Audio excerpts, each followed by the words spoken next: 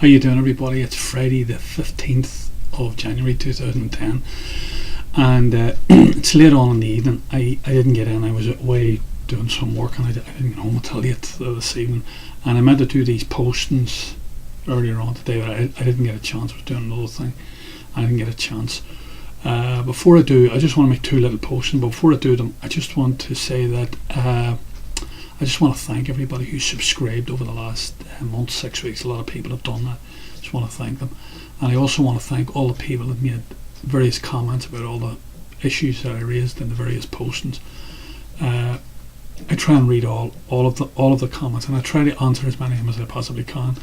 Some of them stump me because some of the insights are, you can't really add to them. You know, some of the insights are really they're profound, and they're maybe profound is not the correct word, but they're certainly incredibly insightful, and they're very focused, and a lot of energy and a lot of effort into doing them. You know, and I'm really taken back by some of them. Some of them are like powerful little statements, and I just want to thank everybody. So I just want to thank the people who have subscribed.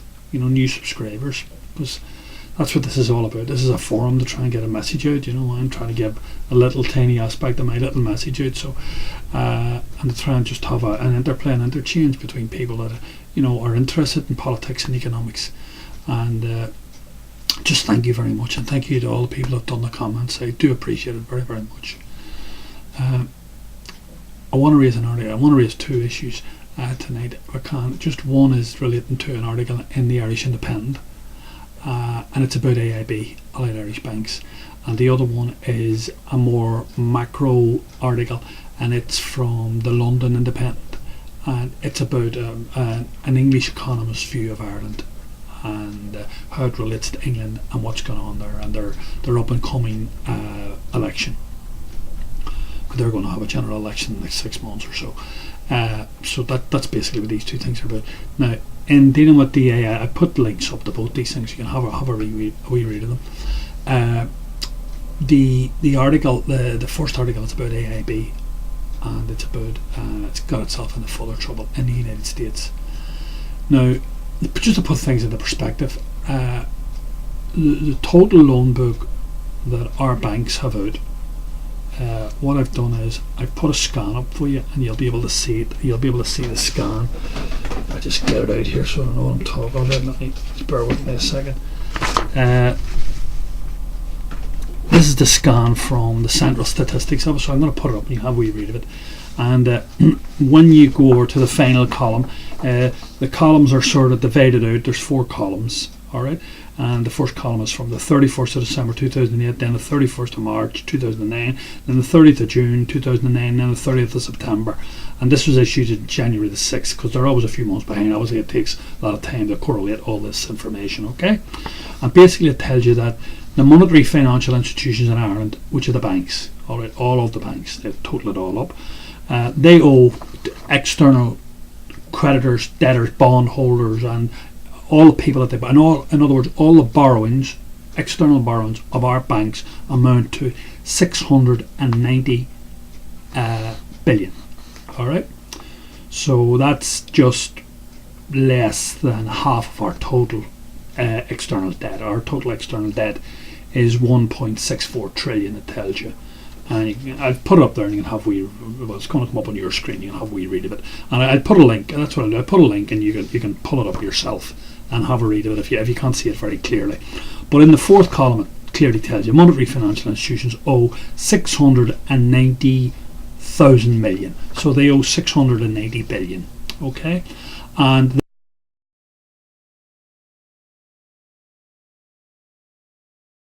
the biggest one of those is AIB. And AIB owes, I think, between 130 and 140 billion. That's its size of its total loan book. So, and I think approximately 60% of that is to do with property loans. So that their exposure is massive. So anyway, this particular article, which is from today's Independent, Friday's Independent today, relates to a deal that they did with a crowd in the project in Manhattan, in New York, and they did it with two developers. One is called Tishman Speyer, and another crowd called BlackRock, and they loaned these two groups of companies 1.5 billion in 2000. It was over a period of 2006-2007. So that's just over 1 billion. Not a million, a 1,000 million. Okay, euros, just over 1.1. So a huge amount of money. So we have already given last year the state gave AIB 3.8 billion in order for them to survive. That's what they got from the state. It mightn't be just entirely accurate. Maybe it's 3.3, but it's around about 3.5, slightly less than 3.5 or slightly more than 3.5 billion. But it doesn't really matter. It was a huge amount of money that the people gave over. We did. We gave it over out of funds that were held in the National Treasury Management Agency.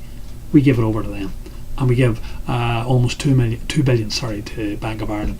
And these two banking companies would be out of bed. They'd be gone. They'd be completely and utterly insolvent if we hadn't given that money over. They couldn't trade it. So they're constantly on the verge of insolvency, stroke bankruptcy. These two. We've already done it with them. Like, we've already taken on board all of the Anglo-Irish indebtedness. All of the Anglo-Irish indebtedness is now our responsibility. The state, the people's responsibility.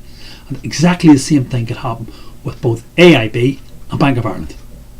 And we are talking about colossal sums of money here. We're talking about colossal sums of money. And the fragility of the whole thing is all spelled out with what's happened here in New York. The crowd that they loaned this money to were supposed to make a payment last Friday of 16.1 million back to AIB, and they couldn't make it. Now, AIB is in a lot of trouble over this, because this is not like Ireland. AIB can't ring up phones and ring their political friends like Brian Lenihan and the Muppet that runs the show. Brian can't do that. Can't do any of that stuff there in America. They don't have that. They don't have those sort of connections in America. And please believe me, I was in America for almost 10 years in the 80s. Had to leave this country and go and work in America. And America is an extraordinary place, extraordinarily difficult to get things done if you're not within the in crowd. And I can assure you, an Irish bank is not part of the in crowd. Believe you me. So AIB have got major problems on board.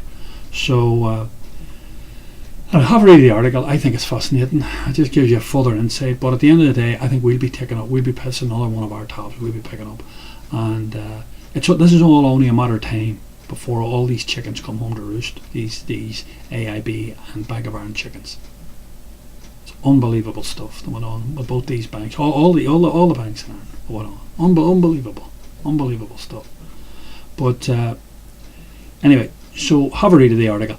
The final article, and I'll just do the other article I want to talk about, is it's from the London Independent, and it's a bit difficult the wording of it, but it's called Cameronomics, and it relates to the leader of the Tory party, that young fella David Cameron, and it's comparing his view, the type of economics and politics that he aspires to, and is going to put out as part of Tory policy coming up, leading up to this election, and how our government have embraced almost an identical form of it here in Ireland.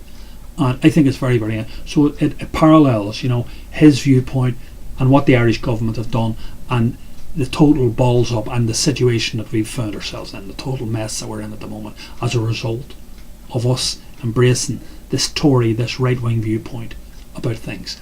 And have a read of it. I think it's fascinating. Go to bed shortly.